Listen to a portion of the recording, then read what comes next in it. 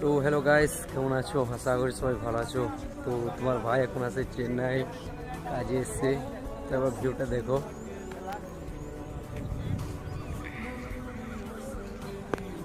তোমার ভাই এই জায়গাতে থাকে। তো হ্যালো গাইস, কেমন আছো তোমরা? আশা করি সবাই ভালো আছো। তো জায়গার ভিউটা দেখতেই পাচ্ছ। তো এখন তোমার ভাই এখন যাচ্ছে বাজার দিকে ঘুরতে বাইক নিয়ে বন্ধুদের সঙ্গে।